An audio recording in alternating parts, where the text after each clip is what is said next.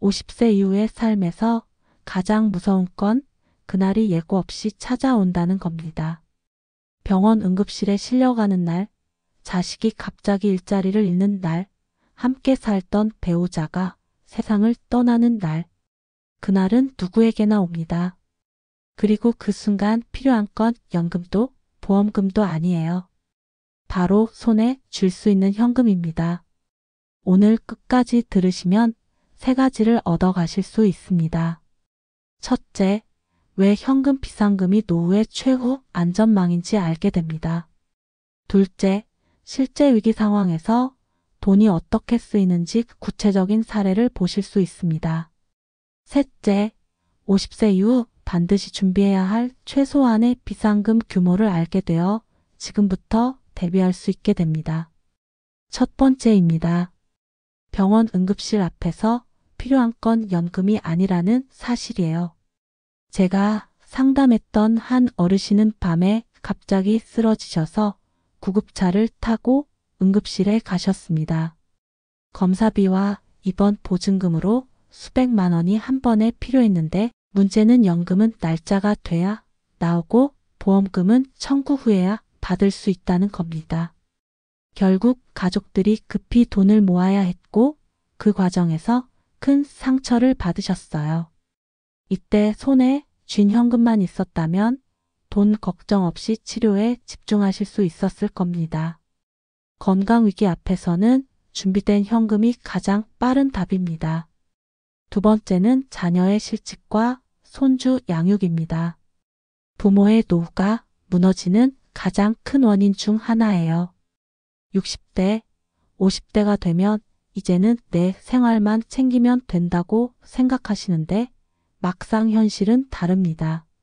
자녀가 직장을 잃거나 맞벌이를 하다가 손주를 맡기면서 양육비와 생활비 부담이 부모에게 다시 돌아오는 경우가 많습니다. 실제로 한 아버지는 은퇴 후 노후 자금을 차곡차곡 모아두셨는데 아들이 다니던 회사가 부도가 나는 바람에 전세 보증금과 손주 양육비까지 대신 내주게 되셨어요. 결국 본인의 노후 자금은 바닥났고 오히려 아들에게도 부담이 되는 악순환이 시작된 겁니다. 자식의 위기를 대신 막아주는 건 결국 부모의 현금 비상금이었습니다. 세 번째는 배우자의 죽음입니다. 외로움보다 더 무거운 건 생활비예요. 배우자가 떠나고 나면 남겨진 사람은 정서적 슬픔에 잠기지만 현실은 매달 내야 하는 생활비가 기다리고 있습니다. 실제로 제가 아는 한 아주머니는 남편이 갑자기 돌아가신 뒤 매달 받던 연금이 반으로 줄어드는 걸 경험하셨어요. 그런데 월세, 공과금, 약값은 그대로였죠. 결국 생활비를 감당할 수 없어 친정에서 도움을 받아야 했는데 그게 너무 큰 자존심 상처가 되었다고 하셨어요. 결국 이런 상황에서 버팀목이 되어주는 건 적어도 몇 달을 버틸 수 있는 현금 비상금입니다. 사랑하는 사람을 잃은 슬픔에 돈 걱정까지 겹치면 인생은 더 힘들어질 수밖에 없어요. 네 번째는 전세금 인상입니다. 당장 쫓겨날 위기에 놓일 수 있어요. 50세 이후에도 여전히 전세나 월세에 사시는 분들이 많습니다. 그런데 문제는 갑자기 전세금이 수천만 원 오르는 경우예요. 연금이나 작은 생활비로는 도저히 감당이 안 되죠. 실제로 한 어르신 부부는 살던 집 전세가 5천만 원이나 올라서 당장 나가야 하는 상황에 놓이셨습니다. 그나마 자녀가 일부를 보태주긴 했지만 결국 절반은 본인들이 현금을 마련해야 했습니다. 이런 순간에 비상금이 없으면 당장 거처를 잃고 떠돌아야 하는 위기에 처하게 되는 겁니다. 다섯 번째는 자식에게 손 벌리는 순간 무너지는 자존감입니다. 노후에 제일 피해야 할 게 바로 이겁니다. 내가 부족하다고 해서 자식에게 도와달라 말하는 건 입으로는 쉬울지 몰라도 그 후에 남는 상처는 깊습니다. 저한테 상담 오신 한 아버지는 갑작스러운 사고로 수술비가 필요했는데 결국 자식에게 돈을 빌리셨어요. 그런데 그 후로는 자식 앞에서 말도 조심하게 됐고 모임에서 자식 자랑도 못하게 되셨다고 하더군요. 이게 바로 자존감이 무너지는 순간이에요. 부모로서 가장 큰 힘은 내가 내 삶을 지킬 수 있다는 건데 그걸 가능하게 해주는 게 결국 현금 비상금입니다. 6번째는 겨울철 보일러 고장 같은 작은 재난이에요. 겨울 한가운데 보일러가 고장 나면 그게 단순한 불편이 아니라 생존의 문제로 이어집니다. 특히 50대 이후에는 추위가 곧 건강위기로 이어질 수 있죠. 그런데 보일러를 고치려면 보통 몇십만 원이 한 번에 들어갑니다. 제가 아는 아주머니는 한겨울에 보일러가 멈췄는데 수리비가 없어 며칠 동안 전기장판 하나로 버티셨다고 해요.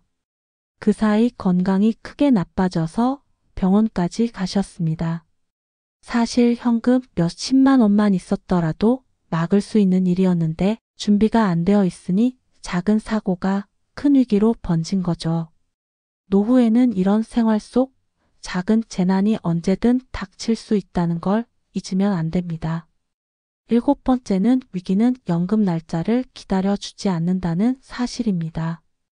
연금은 정해진 날짜에 맞춰 나오지만 위기는 시간 맞춰 오지 않아요.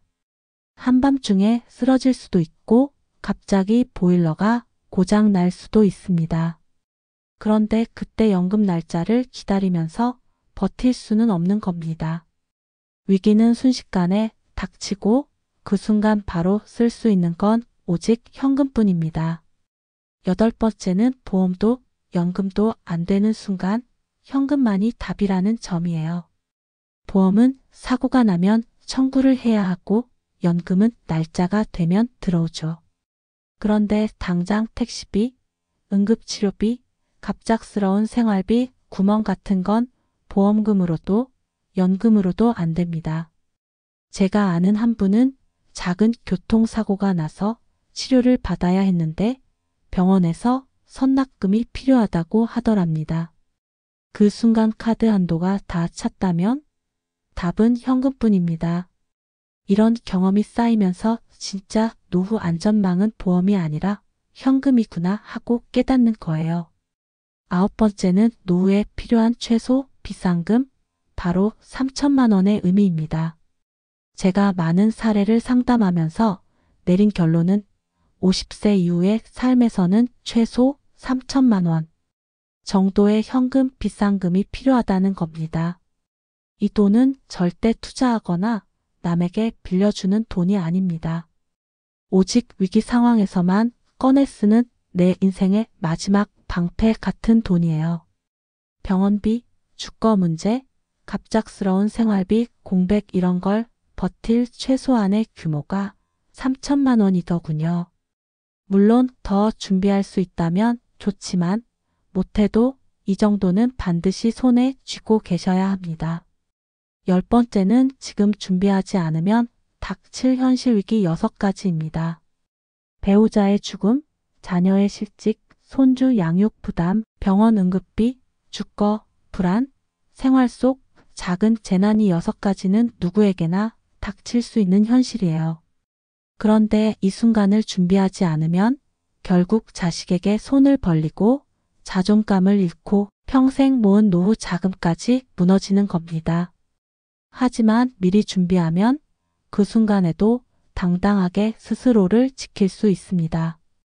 오늘 이야기를 정리하자면 노후를 지켜주는 건 연금도 보험도 자식도 아닙니다. 손에 쥔 현금, 이게 바로 인생을 지키는 최후의 안전망이에요. 지금부터라도 작은 금액이라도 모아두세요. 그 돈이 언젠가 여러분을 살려줄 유일한 힘이 됩니다.